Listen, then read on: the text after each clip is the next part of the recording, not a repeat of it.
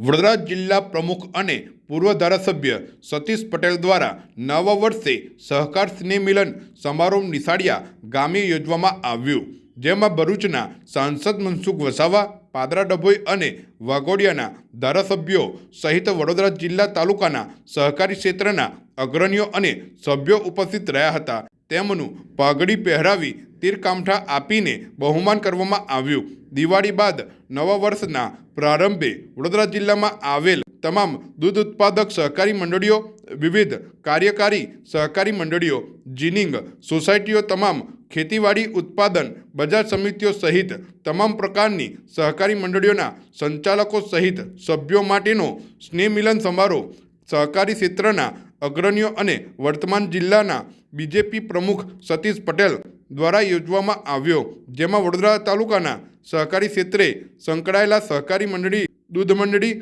APMC, ginning સોસાયટીના સંચાલકો અને સભ્યો મોટી સંખ્યામાં ઉપસ્થિત રહ્યા હતા.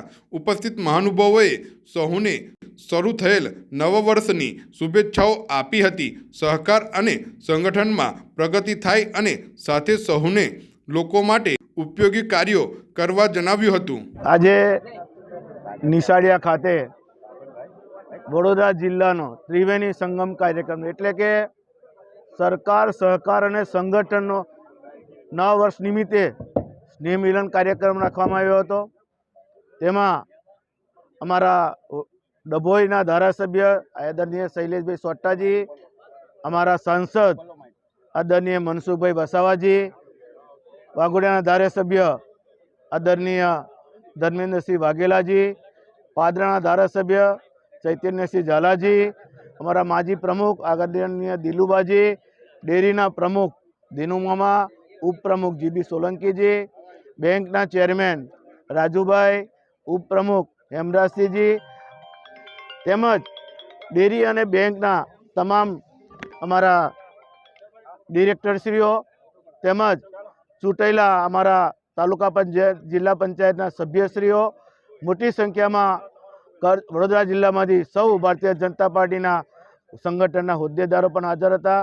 અને બધાએ જ આજે નવા વર્ષ નિમિત્તે બધાએ શુભકામનાઓ પાઠવી છે કે બધાનું નવું વર્ષ સુખમય, શાંતિમય, સમૃદ્ધિમય અને નિરોગીમય નીવડે એવી બધાને શુભકામનાઓ પાઠવી છે. કરજણ વિધાનસભામાં સહકાર, સંગઠન અને સરકારનું સ્નેહ સંમેલન મળ્યું નિશાળિયા મુકામે.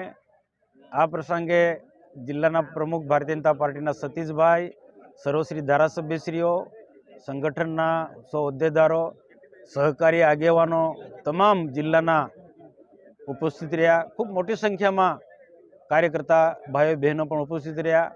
સૌએ નવા વર્ષને એકબીજાની શુભેચ્છા પાઠવી અને રાજ્ય સરકારને ભારત સરકાર સહકાર થકી રાજ્યની અને રાષ્ટ્રની ખૂબ સુંદર પ્રકારની સેવા કરી રહી છે. ખેડૂતો હોય, દૂધ ઉત્પાદક ક્ષેત્રે હોય કે પછી નાની નાની સહકારી મંડળીઓ હોય, આના થકી રાજ્ય સરકારને ભારત સરકાર સાચા અર્થમાં આ રાષ્ટ્રના ઉત્થાનના માટે સુંદર પ્રકારનું કાર્ય કરી રહી છે. એવા પ્રકારની સહકારની પણ એટલી ખૂબ સારી યોજનાઓ છે. તો આ રાજ્ય સરકાર ને ભારત સરકારની જે સહકારી યોજના છે એનો પણ જે સહકાર સાથે જોડાયેલા બધા જ લોકોને પૂર્ણ રીતના લાભ મળે એ મેં પણ અપીલ કરી.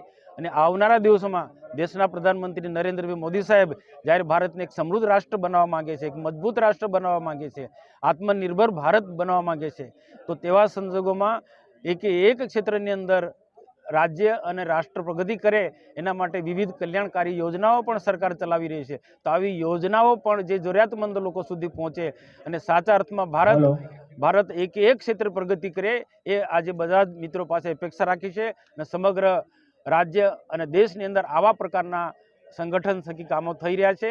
અને આવનારા દિવસોમાં મને જે લાગે છે તે પ્રકારે અને હું જોઈ રહ્યો છું પ્રકારે કે નરેન્દ્રભાઈ મોદી જે કામ કરી રહ્યા છે એ સાચા અર્થમાં આ દેશને એક મજબૂત રાષ્ટ્ર બનાવશે.